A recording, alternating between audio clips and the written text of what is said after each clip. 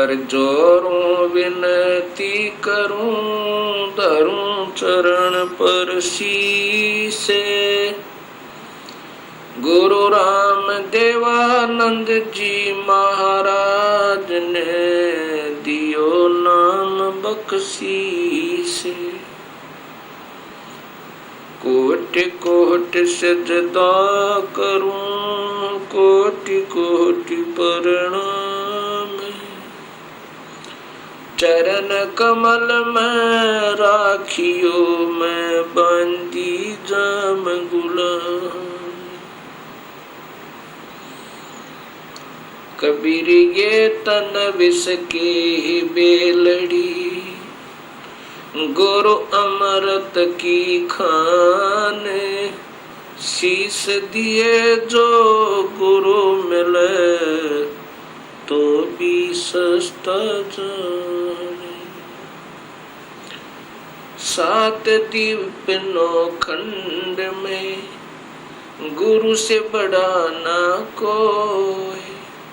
करता करे न कर सक, गुरु कर सो होय। ग्रीव नमो नमो सतपुरुष को, नमस्कार गुरु कीन।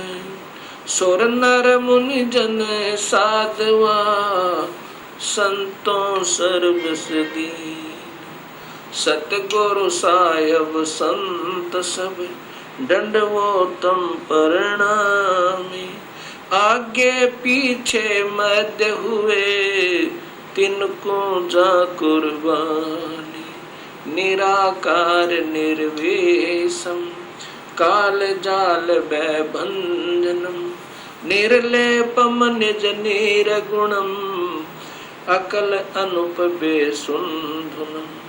सोहम सुरत समापतम, सकल समाना नीरतले। उज्ज्वल हिरंबरे हरदमम, बेपरवाह था है वार पार नहीं मदतम। ग्रीब जो सुमर सिद्ध होई, गणनायक गलताना। करो अनुग्रह सोई, हे पारस पद परवाना। आद्य गणेश मनाऊं, गणनायक देवन देवा। चरण कमल लोलाऊं, आद्य अंत करूं सेवा। परम शक्ति संगीतम, रिद्धि सिद्धि दाता सोई। अवगत गुण अतीतम, सतपुरुष निर्मोही। जगदम्बा जगदीशम, मंगल रूप मुरारी। तन मन अर्पों शीसम, भक्ति मुक्ति भंडारी। सुर नर मुनि जन ध्यावे, ब्रह्मा विष्णु महेशा। शेष शेष मुख गावे, पूज्य आद्य गणेशा। इंद्र कुबेर सरीखा, वरुण धर्म राय ध्यावे। समर्थ जीवन जी का, मन इच्छा फल पावे। 33 कोटि आधारा, ध्यावे शेष 88। उतरे भव जल पारा, कट है यम की फांसी। 33 कोटि आधारा, ध्यावे शेष 88। उतरे भव जल पारा, कट है यम की फांसी।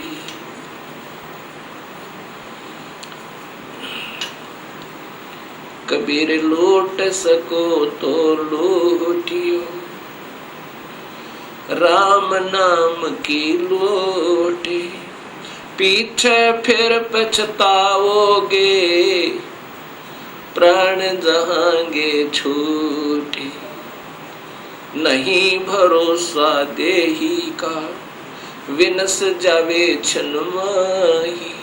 श्वास उश्वास में सुमरण करो, और यतन कछु नाही। कबीर श्वास श्वास में नाम जपो, व्यर्थ श्वास मत खो। ना जाने इस श्वास को, आवण होक न हो। राम रटत कोठी भलो, चू चू पड़े जो चामे। ये कंचन दे किस काम की, जा मुख नाही नाम। कबीर जिव्या तो वो ये बली, जो रटे हरि नाम। नहीं तो काट बगाइयो, मुख में भलो ना चामे। कबीर राम रटत कन्या भली, साकट भलो न पूते। बकरी के गल में गल थना, जा में दूध न मोहते। कबीर राम रटत दारिद्र भलो, टूटी घर की छाने। वो सुंदर महल किस काम के, जहाँ भक्ति नहीं भगवान।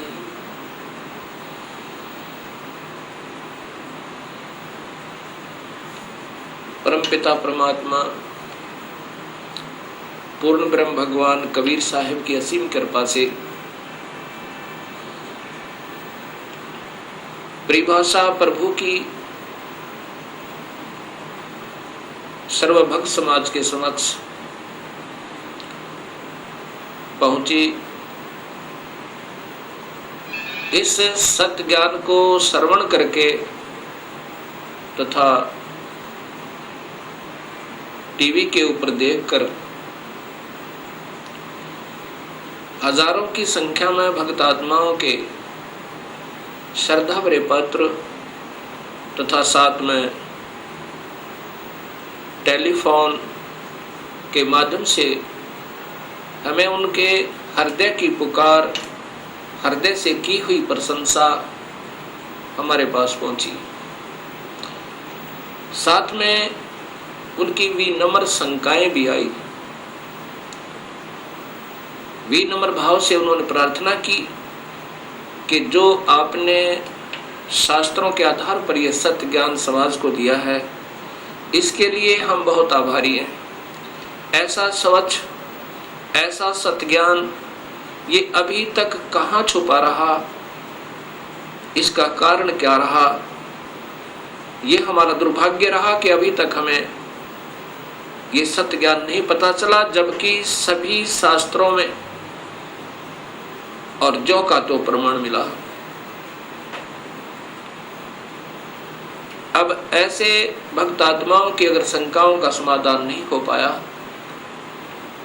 तो ये शंका रूपी कांटा फिर इस भक्ति रूपी मार्ग में बाधक बन जाता है।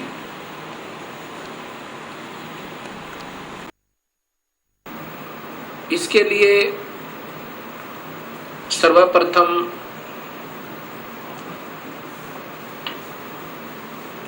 सृष्टि रचना का ज्ञान होना बहुत जरूरी है। जब तक हम सृष्टि रचना को ढंग से नहीं समझ पाएंगे, तब तक हम इस सत्य ज्ञान को नहीं कैच कर सकते, नहीं पकड़ सकते, नहीं समझ सकते। सृष्टि रचना के बारे में अभी तक समाज को, भगत समाज को, अपना कोई समाज नहीं है, कोई धर्म नहीं है हमारा एक ही धर्म है, मानव धर्म, और जीव अपनी जाति है।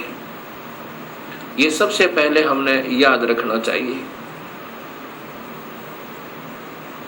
जीव हमारी जाति है, मानव धर्म हमारा, हिंदू मुस्लिम सिख ईसाई ये धर्म नहीं कोई न्यारा है। हम एक पिता की संतान हैं, हमारा एक ही बाप है, वो कुल मालिक पूर्ण परमात्मा।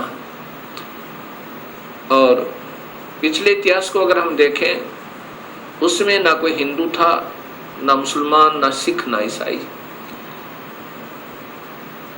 आज हम कोई हिंदू बना हुआ है, इस मानव शरीर के समाप्त होने पर भक्तिहीन प्राणी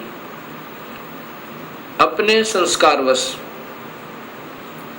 कभी पशु बन जाएगा, कभी पक्षी बनेगा, कभी पानी के जलचर बन जाएंगे।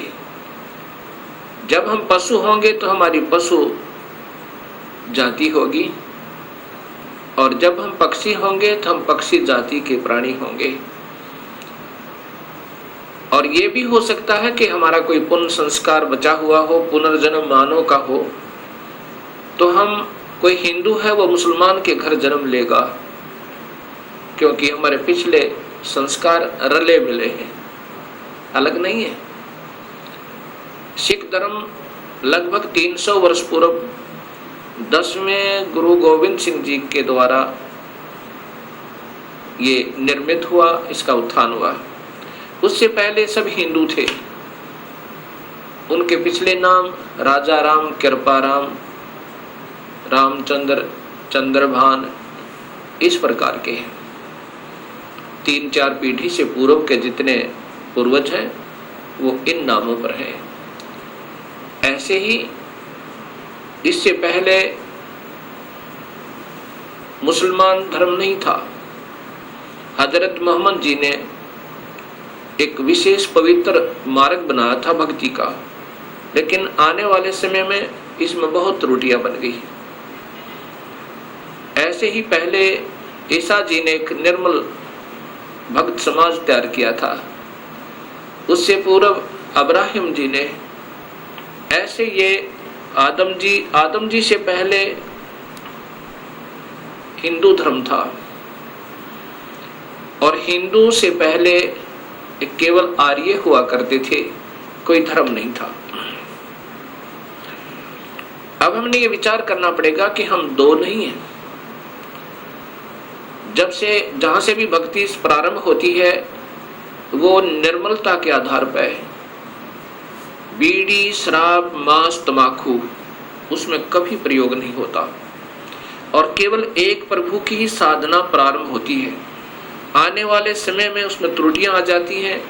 मनमुखी गुरु लोग उसमें ढेर सारी त्रुटियां पैदा कर देते हैं, और जिसके कारण वो समाज का प्रारूप बदल जाता है, भक्त समाज का, उस धर्म का एक प्रारूप बदल जाता है, वास्तविकता नहीं रहती। फिर ऐसे ही सदियों उपरांत फिर ये मार्ग प्रारंभ होता है। उसमें प्रारंभकर्ता को कठिनाइयां अवश्य आती हैं। समाज समझता है कि ये निंदक है, सभी को की साधनाओं को गलत बता रहा है। बिल्कुल नहीं, गलत उनको लगेगा ये मार्ग जिनको स्वयं शास्त्रों का ज्ञान नहीं, और उनके गुरुदेव अधूरे हैं, जिन्होंने आज तक ये नहीं बताया कि ये सृष्टि कैसे रचेगी, जबकि शास्त्रों में विद्यमान है ये सारा ज्ञान। अब सबसे पहले हमने सृष्टि रचना का सही ज्ञान होना चाहिए। तो अब दास आपको सृष्टि रचना बताना चाहेगा। सर्वप्रथम केवल एक ही प्रभु था, उसका नाम कबीर है। वास्तविक नाम उस परमात्मा का कबीर है। वो अनामी लोक में, अकय लोक में रहता था, और वहीं पर हम सब जीव उसी परमेश्वर कबीर में समाये हुए थे। उसके बाद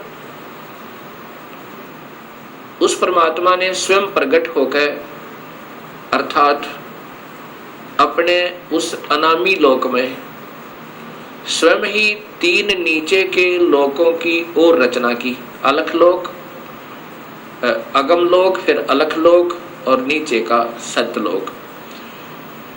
फिर सत्यलोक में आकर के उस परमेश्वर ने अन्य रचना की। सर्वप्रथम एक शब्द से 16 द्वीपों की रचना की। उसके बाद 16 शब्द फिर उच्चारण किए, उनसे अपने 16 पुत्रों का निर्माण किया, उनकी शब्द से उत्पत्ति की, वचन से। और उनको उन 16 द्वीपों में रहने की आज्ञा दी। उनमें से एक पुत्र अचिंत को उस सतपुरुष ने, क्योंकि सतलोक में उपमात्मक नाम उसी कबीर परमेश्वर का सतपुरुष, नि अक्षर पुरुष, परम अक्षर पुरुष, शब्द स्वरूपी राम, अकाल मूर्त, पूर्ण ब्रह्म, ये उनके उपमात्मक नाम है। और वास्तविक नाम उस परमेश्वर का कबीर है।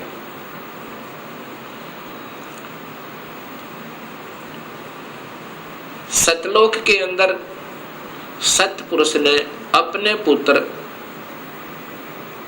अचिंत से कहा कि आप यहाँ की अन्य सृष्टि रचना को करो मेरी शक्ति तक। अचिंत ने अपनी शब्द शक्ति से अक्षर पुरुष परब्रह्म की उत्पत्ति की और उससे कहा कि मेरा सहयोग दो यहाँ सतलोक में अन्य सृष्टि रचना करने का। अक्षर पुरुष अर्थात ये परब्रह्म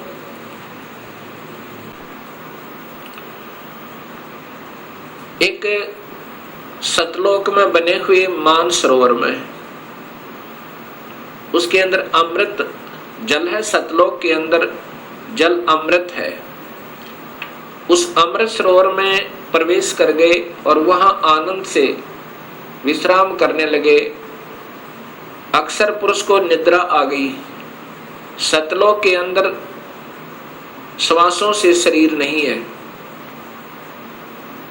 काफी समय तक सोते रहे। तब सतपुरुष ने अपनी शब्द शक्ति से एक अंडा, जल अमृत तत्व से एक अंडा बनाया और उसमें एक आत्मा प्रवेश की। उस आत्मा समेत उस अंडे को उस जल में डाला, अमृत सरोवर में, उस मान सरोवर में। वो अंडा गड़गड़ गड़गड़ करता हुआ नीचे जा रहा है तो अक्षर पुरुष अर्थात इस पार ब्रह्म की निद्रा भंग हुई। जब ही कोई अधूरी निद्रा से जागता है उसके अंदर कुछ कोप होता है। अब जो ही उसने अपनी कोप सहित दृष्टि से देखा कि मेरी निद्रा किसने भंग कर दी, तब उसका वो कोप उस अंडे पर पड़ा। अंडा दो भाग हो गया। उसमें से ये ब्रह्म निकला, क्षर पुरुष। ब्रह्म अर्थात क्षर पुरुष, इसी को ज्योत स्वरूपी निरंजन, वास्तव में इसका नाम कैल है, कैल। और यही आगे चल के काल कहा, ये आने वाले इसी विवरण में आपको ज्ञान होगा। आकाशवाणी सतपुरुष ने की कि तुम दोनों बाहर आओ। अक्षर पुरुष तुम निद्रा में थे और आपके बिना यहाँ सृष्टि नहीं रची जा रही थी। तुम दोनों बाहर आओ और तुम्हें जगाने के लिए सारी क्रिया की गई और तुम दोनों के दोनों अचिंत के लोक में रहो। ऐसे आदेश प्रभु का पाक है। वे दोनों के दोनों अचिंत के लोक में रहने लगे काफी समय तक। उसके बाद हम सभी की उत्पत्ति कबीर परमेश्वर ने, उसी सतपुरुष ने अपने शब्द शक्ति से हम सबकी उत्पत्ति वहां पर की। कुछ दिनों के बाद इस क्षर पुरुष के अर्थात ब्रह्म के मन में एक खरपतवार उपजा। इसके मन में ये आया कि मैं अपना अलग से राज्य बनाऊं।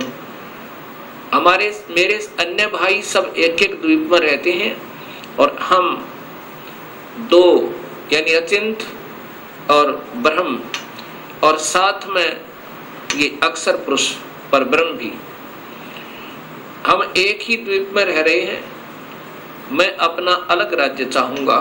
इस उद्देश्य से ब्रह्म ने, क्षर पुरुष ने, ज्योत स्वरूपी निरंजन ने 70 युग तक अलग से एक पैर पर खड़ा होकर तपस्या की। जब ये तपस्या कर रहा था हम ये सभी आत्माएं जो आज काल के लोक में दुख पा रहे हैं, चाहे आज कोई देव बना है, चाहे कोई महादेव बना है, चाहे आज कोई शूकर बना है, चाहे कोई गधा बना है, चाहे कोई राजा बना है, चाहे कोई रंक बना है, पशु या पक्षी बना हुआ है, ये सभी की सभी आत्माएं हम इस काल के ऊपर अर्थात इस ब्रह्म के ऊपर आसक्त हो गए। और यही बीमारी आज हमारे अंदर विद्यमान है, यही प्रक्रिया। जैसे ये नादान बच्चे किसी हीरो और हीरोइन को देखकर उसकी अदाओं के ऊपर इतने आसक्त हो जाते हैं कि वो अगर आसपास कहीं किसी शहर में वो हीरो, वो अभिनेता या अभिनेत्री आ जाए, लाखों की संख्या में उनके दर्शनार्थ भीड़ उमड़ जाए और लेना एक न देने दो, कुछ मिलना नहीं उससे। ऐसी हमारी वृत्ति वहां बिगड़ी थी सत्यलोक में। हम वहां रहा करते थे अपने पिता के पास, कोई दुख नहीं था, कोई मृत्यु नहीं थी, हमारे परिवार थे, हम प्यार से रहा करते थे। लेकिन वहां हम अपने पति भर्ता पद से गिर गए, अपने मूल मालिक उस पूर्ण ब्रह्म जो सर्व सुखदायी सदा सहाय आत्मा का आधार वास्तव में भगवान है, जो जीव को दुखी नहीं करता, जन्म मरण के कष्ट में नहीं डालता, कुत्ते और गधे नहीं बनाता, उसको छोड़कर और हम इस काल यानी ब्रह्म के ऊपर आसक्त होगी। जब इसने सत्युग तप कर लिया, तब पूर्ण परमात्मा ने, पूर्ण ब्रह्म ने, सतपुरुष ने पूछा भी क्या चाहता है तू काल, कैल क्या चाहता है, ब्रह्म तू क्या चाहता है। तब इस ज्योत स्वरूपी निरंजन ने कहा कि पिताजी, ये स्थान जहां मैं रह रहा हूं ये कम है, मुझे अलग से राज्य दो। तब उस पूर्ण ब्रह्म ने इस ब्रह्म के तप के बदले में 21 ब्रह्मांड प्रदान कर दिए, जैसे 21 प्लॉट दे देवे कोई साहूकार पिता अपने पुत्र को। 21 ब्रह्मांडों को पाकर ये ज्योत निरंजन बड़ा प्रसन्न हुआ। कुछ दिनों के बाद इसके मन में आया कि इसमें कोई अन्य रचना करूं, उसके लिए कुछ सामान पिताजी से मांगू। इसने सत्ययुग तप फिर किया। तब सतपुरुष ने पूछा कि आप क्या चाहते हो, आपको 21 ब्रह्मांड प्रदान कर दिए। तब इस ब्रह्म ने कहा कि पिताजी, इसमें कुछ रचना करना चाहता हूं, कृपा रचना करने की सामग्री दीजिए। सतपुरुष ने इस ब्रह्म को 5 तत्व और 3 गुण प्रदान कर दिए। इसके बाद इसने सोचा कि ब्रह्म ने सोचा कि इसमें जीव भी हो, मेरा अकेले का मन नहीं लगता। इस उद्देश्य से 64 युग तप फिर किया। तब सतपुरुष ने पूछा कि क्या चाहता है ज्योत निरंजन, अब तो तुझे मैंने जो मांगा सो दे दिया। तब ब्रह्म ने कहा पिताजी, कृपा मुझे जीव प्रदान करो, मेरा अकेले का दिल नहीं लगता है। उसमें पूर्ण ब्रह्म सतपुरुष कबीर परमेश्वर ने कहा कि ज्योत निरंजन, तेरे तप के बदले में राज्य दे सकता हूं और ब्रह्मांड चाहिए वो दे सकता हूं, परंतु ये अपनी प्यारी आत्मा, अपना अंश नहीं दूंगा तुझे। ये तो तेरे किसी भी क्रिया, धर्म, धार्मिक क्रिया से, तप से, किसी भी जप से नहीं दूंगा। हाँ, यदि वो स्वयं कोई जाना चाहता है अब सब इच्छा से, कोई हंस आत्मा, कोई भक्त आत्मा, तो मैं स्वीकृति दे सकता हूं, नहीं तो मैं अपनी इच्छा से नहीं कहूंगा, ये मैं नहीं दे सकता।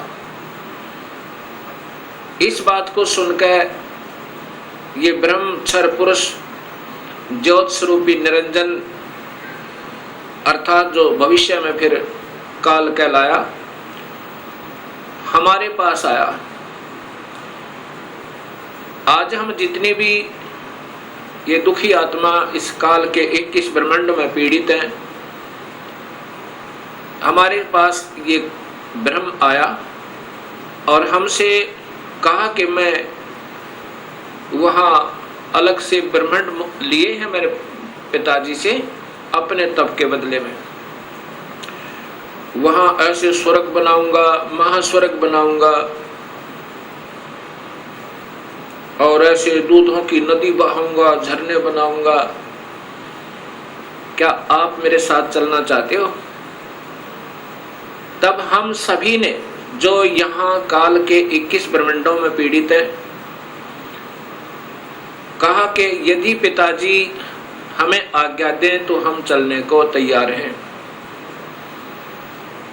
इस बात को सुनकर ज्योत स्वरूपी निरंजन कबीर परमात्मा के पास आया और उससे कहा कि पिताजी, कुछ आत्माएं हमारे साथ चलने को तैयार हैं।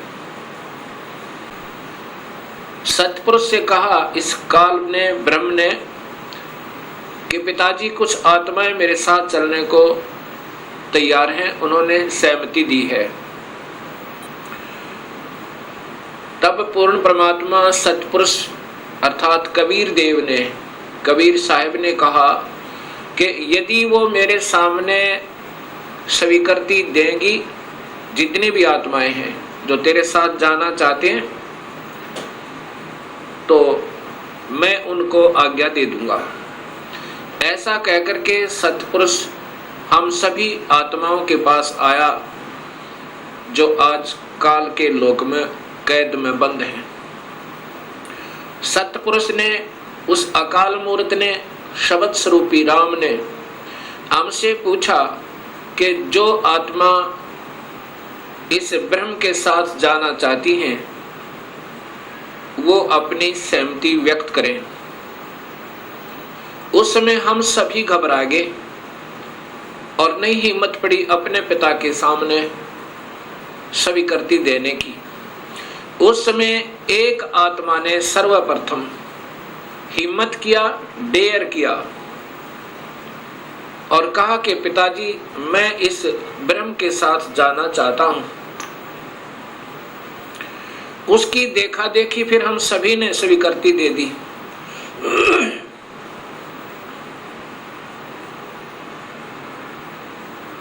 और जितनी भी आत्माएं उस समय स्वीकृति दी थी, सभी कबीर साहिब ने उनके नंबर नोट किए और जिसने सर्वप्रथम सहमति दी थी उस आत्मा का भी नंबर नोट किया और ब्रह्म से कहा कि ब्रह्म आप जाओ अपने लोक में, अब इन सभी आत्माओं को मैं विधिवत तेरे लोक में भेजूंगा। ऐसा कहकर के सतपुरुष ने अपनी शब्द शक्ति तय उस प्रथम स्वीकृति देने वाली आत्मा को एक लड़की का रूप बना दिया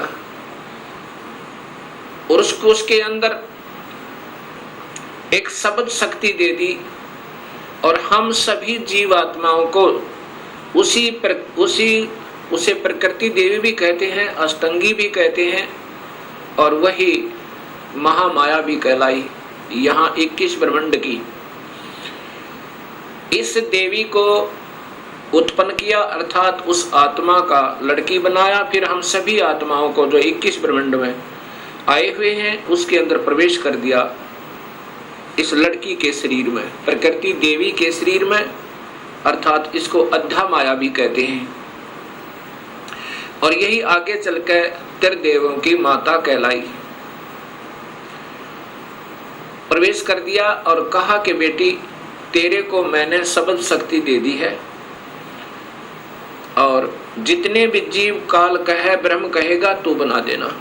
एक बार मुख से उच्चारण करेगी उतने ही नर और मादा ये जोड़े उत्पन्न हो जाएंगे। अपने पुत्र सहजदास से कहा, सहजदास जाओ अपनी बहन को उस ज्योत स्वरूपी निरंजन के पास छोड़ आओ और उसको बताना कि इस लड़की को, इस प्रकृति देवी को, अध्या माया को मैंने सबद शक्ति दी है, ये जितने जीव तू कहेगा ये बना देगी। और जितनी आत्माओं ने स्वीकृति दी थी वो सभी इसके अंदर प्रवेश कर रखी हैं। सहजदास प्रकृति देवी को लेकर, अध्यामाया को लेकर ज्योत निरंजन के पास आया, उसके पास छोड़ दिया और कहा कि पिताजी ने ऐसे ऐसे कहा है, इस लड़की के पास सब शक्ति है और जितने जीव तू कहेगा ये नर और मादा अपने शब्द से उत्पन्न कर देगी। ऐसा कह करके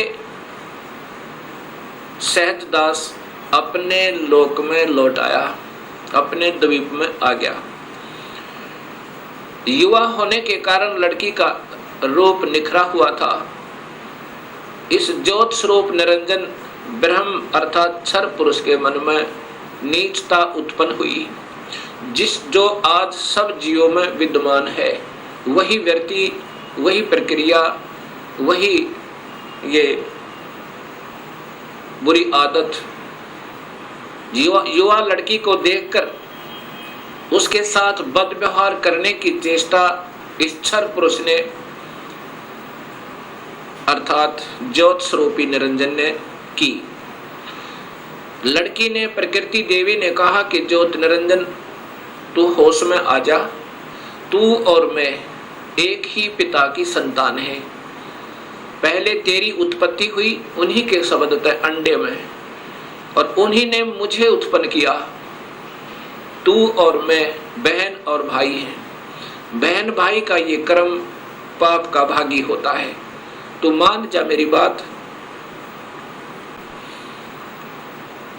ज्योत निरंजन ने एक भी बात उस लड़की की नहीं सुनी और मदहोश होकर, विषय वासना के वश होकर, काम वश होकर उस लड़की को पकड़ने की चेष्टा की, दुष्कर्म करने के लिए। लड़की ने अपनी इज्जत बचाने का और कहीं स्थान ना पाकर, जो ही उस काल ने, ज्योत स्वरूपी निरंजन ने, क्षर पुरुष ने ऐसे मुंह खोला हुआ था आलिंगन करने के लिए, ऐसे बाजू फैलाई थी, उसी समय लड़की ने छोटा रूप बनाया, सूक्ष्म, बहुत सूक्ष्म, और उसके पेट में चली गई अपनी इज्जत रक्षा के लिए। वहां से अपने पिता से पुकार की, हे परम पिता, हे सतपुरुष, हे कबीर परमेश्वर, मेरी रक्षा करो। इस प्रकार मैं काल से अपनी इज्जत रक्षा के लिए, इस ब्रह्म से अपनी इज्जत रक्षा के लिए इसके पेट में प्रवेश हूं और मुझे आकर मेरी रक्षा करो, मुझे बचाओ इससे। उसी समय कबीर परमेश्वर ने अपना ही दूसरा रूप अपने पुत्र योग संतायन अर्थात योग जीत, उसे जोग जीत भी कहते हैं, योग जीत का रूप बनाकर काल के 21 ब्रह्मांडों में प्रकट हुए और कहा कि ज्योत स्वरूपी निरंजन तूने जुल्म कर दिया, आपने ये ऐसा जुल्म कर दिया, ऐसे कर्म करने वाले पाप आत्मा को इस सच्चे लोक में ये श्राप, ये कर्म, ये पाप लगता है कि 1 लाख जीवों का, मनुष्य शरीरधारी जीवों का रोज आहार करेगा और 1.25 लाख की उत्पत्ति करेगा। पिताजी ने आदेश दिया है मुझे कि आप यहाँ से निकल जाइए अपने 21 ब्रह्मांड को लेकर, और लड़की को उसके पेट से निकाल दिया, प्रकृति देवी को इस ब्रह्म के पेट से निकाल दिया और उनको 21 ब्रह्मांड समेत और दोनों को वहां से निष्कासित कर दिया और कहा कि प्रकृति तूने स्वयं अपने पैर पर कवाड़ा मारा है, अपने पिता से दूर होगी तू, अब इसकी सजा तू ही पावेगी और जाओ यहाँ से 21 ब्रह्मांड लेकर आप चले जाओ। इतना कहते ही 21 ब्रह्मांड वायुयान की तरह वहां से चल पड़ा और वहां से सतलोक से 16 शंख कोश की दूरी पर नील पद्म शंख यानी 16 मिलियन 16 शंख कोस की दूरी पर ये 21 ब्रह्मांड आकर के स्थिर कर दिए कबीर परमेश्वर ने अपनी शक्ति तय। अब इस ज्योत स्वरूपी निरंजन के मन में फिर यही नीचता फिर उठी और कहा कि अब मेरा कौन क्या बिगाड़ सकता है, अब मैं मनमाना करूंगा। उस लड़की ने, प्रकृति देवी ने फिर प्रार्थना की कि ज्योत निरंजन अब भी तू मान जा। पहले तो आप और मैं एक ही पिता की संतान हैं, और दूसरे मैं तेरे पेट से होकर आई हूं। ये कर्म, अब मैं तेरी बेटी बन गई। प्रथम तो बहन और भाई का ये पाप कर्म महापाप का कारण, और दूसरे मैं तेरी बेटी हुई आपके पेट में होकर आई, और बाप बेटी का ये जुल्म अच्छा नहीं। मान जा मेरी बात, मेरे पास सब शक्ति है पिताजी की दी हुई, और जितने जीव तू कहेगा मैं बना दूंगी। लेकिन इस ज्योत स्वरूपी निरंजन ने एक भी बात नहीं सुनी उस प्रकृति देवी की, दुर्गा की। जबरदस्ती शादी की, और एक ब्रह्मांड में एक ऐसा स्थान बना रखा है इस काल भगवान ने, ब्रह्म भगवान ने। वहां पर ब्रह्मलोक कहते हैं उसको। उस ब्रह्मलोक के अंदर इसने 3 स्थान बना रखे हैं, एक रजोगुण प्रधान, एक सतोगुण प्रधान और एक तमोगुण प्रधान। जब ये सतोगुण रजोगुण प्रभावित क्षेत्र में इस दुर्गा को अपनी पत्नी के रूप में रखता हुआ वहां रहता है, उस समय जो पुत्र की उत्पत्ति होती है उसका नाम ब्रह्मा रख देता है, उसको रजोगुण बना देता है। उसके बाद ये दोनों उस स्थान पर आ जाते हैं जो सतोगुण प्रभावित होता है। वहां पर जो पुत्र उत्पन्न होता है उसके अंदर सतोगुण आ जाते हैं, उसके अंदर सतोगुण आ जाते हैं, और उसका नाम ये विष्णु रखते हैं।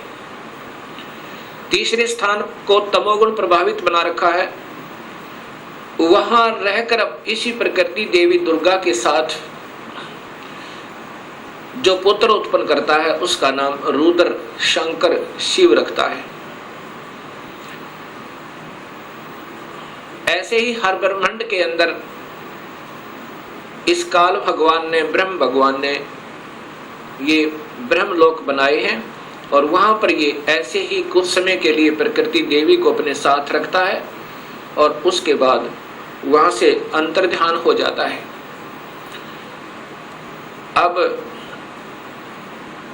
जब इसने इस लड़की को, प्रकृति देवी को बदनजर से देखा था, और ये लड़की प्रकृति देवी ने इसके पेट में शरण पाई थी, ज्योत निरंजन के पेट में, और फिर सतपुरुष ने अपने पुत्र जोगजीत का रूप बना करके आकर उसको निकाला था। उस दिन से इसका नाम काल पड़ा। कहा था कि आज से तेरा नाम काल होगा, और 1 लाख जीवों का, मनुष्य शरीरधारी प्राणियों का रोज आहार करेगा, और 1.25 लाख की उत्पत्ति किया करेगा। ये वहां पर सतलोक के अंदर ऐसा दुष्कर्म करने वाले को सबतः पाप लग जाता है। अब ज्योत स्वरूपी निरंजन काल ने अपनी पत्नी से कहा कि मैं ऐसे स्थान पर रहूंगा जहां पर कोई नहीं आ सकता, और आज के बाद मैं किसी भी 20 ब्रह्मांड के अंदर किसी भी व्यक्ति को, किसी भी प्राणी को आकार रूप में दर्शन नहीं दूंगा। मुझे निराकार समझा करेंगे, लेकिन मैं अपने वास्तविक रूप, काल रूप में, अपने 21वें ब्रह्मांड में रहा करूंगा। वहां पर कोई नहीं आ सकता, ना ब्रह्मा आ सकता, ना विष्णु आ सकता, ना शिव आ सकता, और ना ही कोई वेदों में के अनुसार साधना करने वाले साधक आ सकते। मैं वहां रहा करूंगा और सर्व कार्य मैं गुप्त रूप से किया करूंगा। तब प्रकृति देवी ने कहा कि निरंजन, मैं तेरे वश होगी, अब कुछ भी नाच नचा। इतने बड़े ब्रह्मांडों को, इन 20 ब्रह्मांडों को मैं कैसे चलाऊंगी एक स्त्री की जाति, और तू मुझे छोड़कर जा रहा है, कहता मैं आज के बाद किसी को दर्शन नहीं दूंगा। तब ज्योत स्वरूप निरंजन अर्थात इस काल भगवान ने, ब्रह्म ने कहा कि प्रकृति चिंता ना करे, जो कुछ भी करूंगा वो मैं ही करूंगा, तुम तो निमित्त मात्र होगे और ये बच्चे ब्रह्मा विष्णु महेश ये भी केवल निमित्त होंगे, इन सब का रिमोट मेरे पास होगा, सब कार्य मैं करवाऊंगा, तू चिंता मत कर। और जब ये बच्चे थोड़े से सियाने हों इनको अचेत कर देना, जब ये बाल अवस्था से ऊपर उठे इनको अचेत कर देना और मेरा भेद मत बताना, ये समझ लेना ध्यान से, अगर मेरा भेद तूने इनको बताया तो मेरे से बुरा नहीं होगा। ऐसे उसको डरा धमका दिया। इस प्रकार ये काल उसके बाद निराकार कहलाता है, लेकिन ये आकार में अपने उस काल लोक में विद्यमान रहता है। जब ये बच्चे ब्रह्मा विष्णु महेश सियाने हुए तब तक इनको अचेत रखा गया। जब ये सियाने हुए उसमें ब्रह्मा को कमल के फूल पे, विष्णु को शेष सैया पे और शिव को एक कैलाश पर्वत पे इनको बेहोश रखा हुआ था और फिर वहां पर सचेत कर दिया। सबसे पहले ब्रह्मा को कमल के फूल पे इसी स्वयं ब्रह्म ने, काल ने अपने ही नाभि से एक कमल प्रकट किया। वो महाविष्णु, महाब्रह्मा, महाशिव रूप में, 3 रूप में ब्रह्मलोक में रहता है हर ब्रह्मांड के अंदर। उस समय ब्रह्मा को उस कमल के फूल पर रख दिया। ब्रह्मा को ये नहीं मालूम कि मैं कहां से उत्पन्न हुआ, कौन मेरा माँ है, कौन मेरे पिता है। उसके बाद आकाशवाणी हुई कि तुम तप करो। ब्रह्मा ने 1000 वर्ष तक तप किया। फिर आकाशवाणी हुई कि सृष्टि करो। तब ब्रह्मा ने सोचा कि मैं काहे की सृष्टि करूं, सब जगह जल ही जल है, कहीं पृथ्वी दृष्टि गोचर नहीं हो रही है। इतने में मधु और कैटब नाम के 2 राक्षस काल ने प्रेरित करके और ब्रह्मा की ओर भेज दिए। ब्रह्मा डर के मारे उस कमल के फूल को के डंठल को पकड़कर नीचे उतर गया बहुत स्पीड तक। नीचे जब आया तो उसी जल के ऊपर एक शेष सैया पर चतुर्भुज रूप में एक व्यक्ति सो रहा है। उसके हाथों में शंख, चक्र, गदा, पद्म है। जब ब्रह्मा वहां पहुंचा उसी समय उस वो विष्णु जी थे जो त्रिलोकीय विष्णु जी थे, उनमें से एक शक्ति निकली, वो आकाश में छा गई। उस समय ये ब्रह्मा विष्णु जी होश में आए।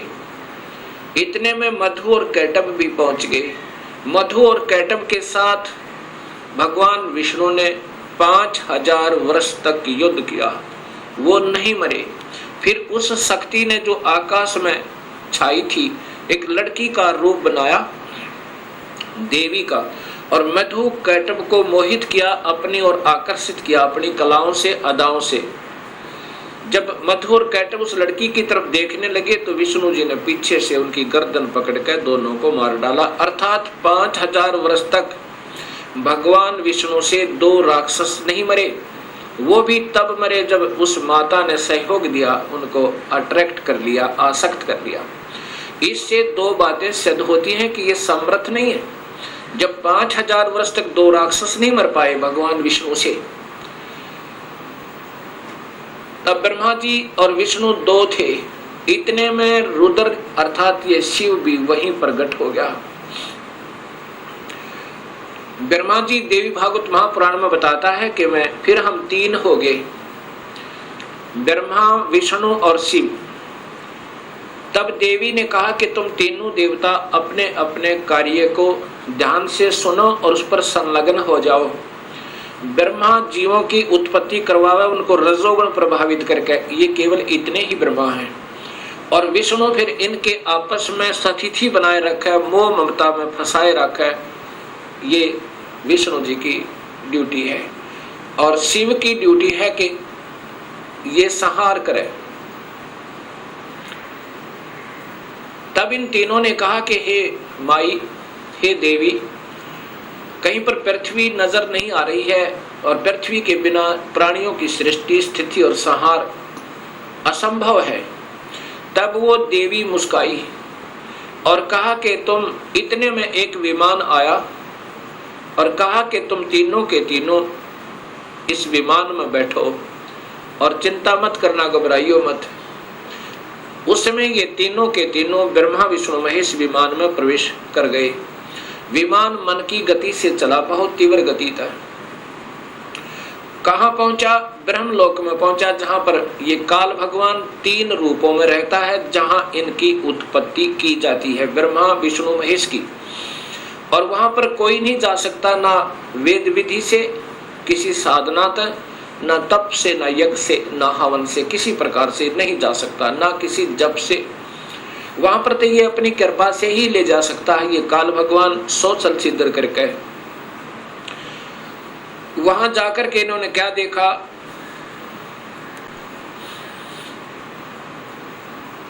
एक इंद्र देखा वहां पे, क्योंकि वो महास्वर्ग के अंदर एक महा इंद्र है। उसके बाद फिर आगे विमान गया, वहां एक ब्रह्मा देखा। जब दूसरा ब्रह्मा देखा तो शिव और विष्णु ब्रह्मा जी से पूछने लगे कि हे चतुरानन, ये दूसरा ब्रह्मा कौन है? तब ब्रह्मा जी ने कहा, मुझे नहीं मालूम ये कौन है। उसके बाद विमान आगे चला। फिर क्या देखा कि एक त्रिनेत्रधारी भगवान शिव दूसरा देखा, जो नंदी वृषभ पर सवार थे, हाथ में त्रिशूल लिए हुए थे। उसके बाद इनका विमान आगे चला। वहां पर क्या देखा कि एक विष्णु और थे, और वहां बहुत सुंदर विशाल लक्ष्मी का एक भवन था, उसमें बहुत ऐश्वर्य के साधन उपलब्ध थे। उसके बाद विमान आगे पहुंचा। कहां गया? एक माई बैठी थी, जिसके शरीर में जैसे हजारों बिजलियां चमक रही हो, इतना तेज था, इतना नूर था, और वो प्रकृति देवी थी। ये ब्रह्मा, विष्णु, महेश की माँ थी, माँ है जो इन्होंने देखी। विमान वहां रुका। देवी एक विशाल भवन के अंदर विराजमान थी। तब उसने कहा कि तुम तीनों के तीनों जहाज से नीचे उतरो। हम नीचे उतरे। ब्रह्मा, विष्णु, महेश, ब्रह्मा बता रहा है देवी भागवत महापुराण में, नीचे उतरे। तब विष्णु जी ने ध्यान से देखा और कहा कि ये तो अपनी माँ है। इस माई के दर्शन मैंने किए थे जब मैं बालक था, छोटा सा था। जब मैं बालक था, छोटा सा था, तब मैंने इस माई के दर्शन किए थे। इससे सब सिद्ध है कि इनका जन्म है और ये तीनों की माँ है। तब ब्रह्मा, विष्णु और शिव ने तीनों ने स्वीकार कर लिया कि ये ही अपनी जननी है। तब शिव जी कहते हैं, हे माता, जब आप ब्रह्मा को उत्पन्न करने वाली आप हैं, विष्णु भी जब आपके बालक हैं, तो ये तीसरा भी आप ही का बच्चा है। आप ही हमें गुप्त भेद नहीं बता रहे थे, अब हमने आप ही की कृपा से ज्ञान हुआ। अब इसका प्रमाण आपको सबसे पहले देवी भागवत महापुराण में देता हूं। पहले आपको देवी भागवत महापुराण से प्रथम शिव पुराण को दिखाता हूं, उसके बाद फिर आपको देवी भागवत महापुराण दिखाऊंगा।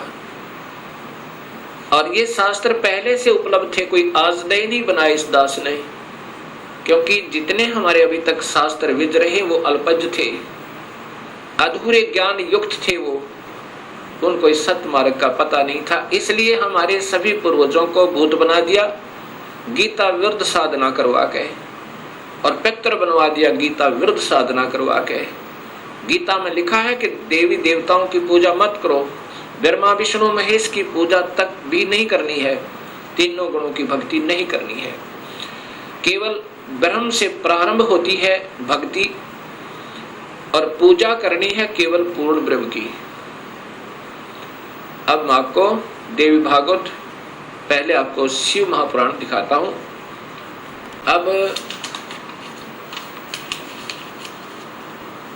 अब देखिएगा भक्तात्माओं, ये देवी भागवत महापुराण, शिव महापुराण, ये शिव महापुराण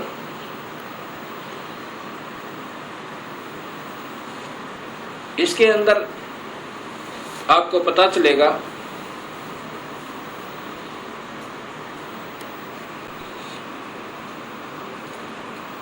श्री शिव महापुराण भाषा सटीक सहितम, ये संस्कृत युक्त है, इसमें संस्कृत भी साथ है, और ये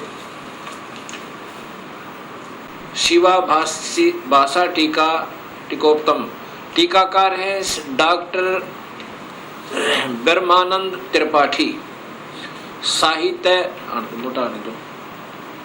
साहित्य आयुर्वेद ज्योतिष आचार्य, MA PhD DMCA, ये टीकाकार हैं इनके, और ये आपके समक्ष है। इसमें क्या लिखा है यहाँ देखिएगा,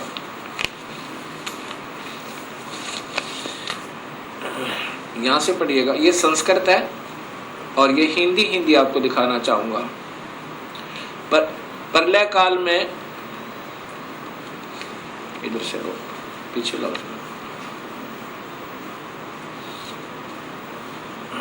ए मुनिवर, प्रलय काल में भी शिव पार्वती का कभी वियोग ना होने के कारण ही काशी को अविमुक्त अक्षेत्र कहते हैं।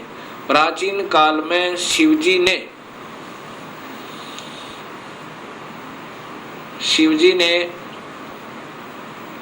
इस अक्षेत्र का नाम पहले नंदनवन और बाद में अविमुक्त रखा था। हे देवर्षि नारद, आनंद वन में रमण करते हुए शिव पार्वती के मन में इच्छा हुई कि किसी दूसरे पुरुष का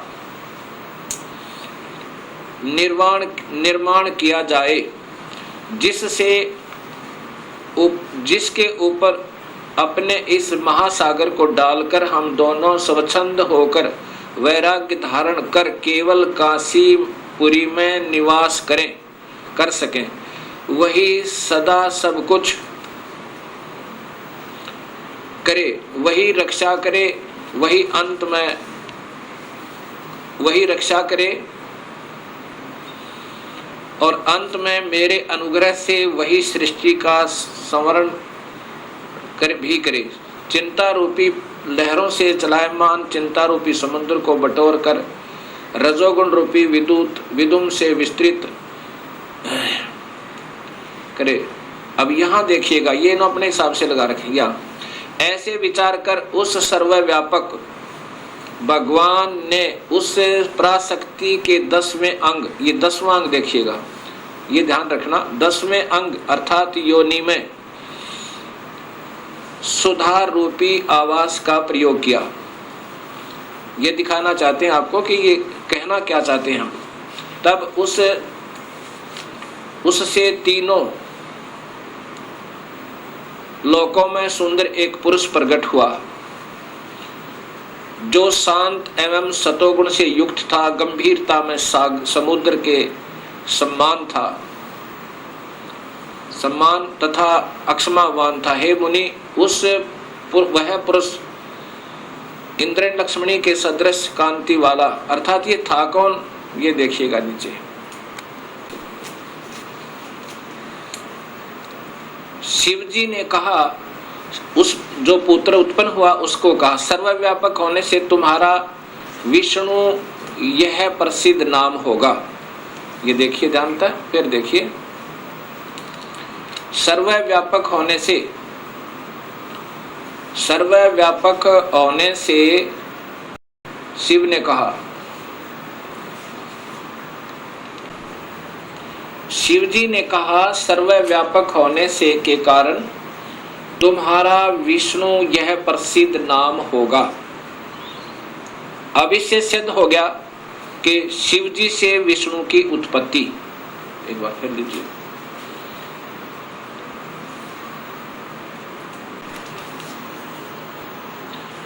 अभी आपने ये शिव महापुराण में छठे अध्याय को देखा। छठे अध्याय में कि भगवान शिव से और पार्वती के संयोगता है। पार्वती कौन? ये महाशक्ति यानी शेरा वाली प्रकृति के द्वारा विष्णु की उत्पत्ति हुई। अब सातवां अध्याय, ये संस्कृत भी साथ है। अब यहाँ आगे देखिएगा, ये हिंदी देखिएगा। ब्रह्मा जी ने कहा कि विष्णु भगवान के शयन करने के बाद उनकी नाभि से एकाएक बहुत बड़ा कमल पुरुष उत्पन्न हुआ, कमल पुष्प। अब ये ब्रह्मा बता रहा है लेकिन तुक्के लगा रहा, क्योंकि ये स्वयं बेहोश था पहले, इसको आप ही नहीं मालूम वो कौन से विष्णु की नाभि से मिला। ये देखिएगा, उत्पन्न हुआ जिसकी नाल टनकार फल फूल के फूल। अब ज्यादा ना देख रही है, देखिएगा उस सांब शिव परमेश्वर भगवान शिव ने पहले की भांति जैसे विष्णु की उत्पत्ति की थी दुर्गा और काल के संयोग तय, पहले की भांति अपने दाहिने अंग से मुझे उत्पन्न किया। ब्रह्मा कह रहा कि मेरी उत्पत्ति भी उस काल ब्रह्म से, यानी शिव कह रहे हैं, ये शिव हो महा ब्रह्मा महाविष्णु महाशिव रूप में ये काल ही रहता है, मुझे उत्पन्न किया। ये ब्रह्मा जी ने बताया। कई भक्तात्मा कहते हैं कि जो गीता प्रेस गोरखपुर से प्रकाशित पुस्तकें हैं वही विशेषकर आम भक्त समाज उनको सत्य मानता, एथेंटिक मानता है। अब आपके सामने यही गीता प्रेस गोरखपुर से प्रकाशित ये पुस्तक दिखाते हैं, शिव महापुराण।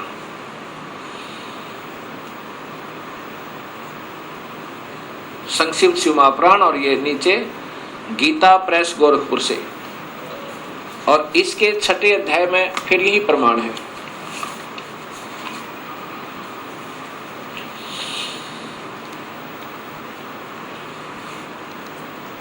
अब इसी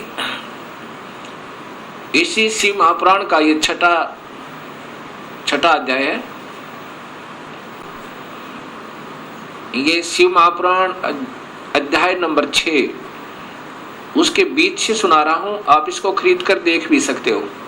जिस परब्रह्म के विषय में ज्ञान और अज्ञान पूर्ण उक्तियों द्वारा इस प्रकार ऊपर बताए अनुसार विकल्प किए जाते हैं, उसने कुछ काल के बाद सृष्टि का समय आने पर द्वितीय की इच्छा प्रकट की। उसके भीतर एक से अनेक होने का संकल्प उदित हुआ।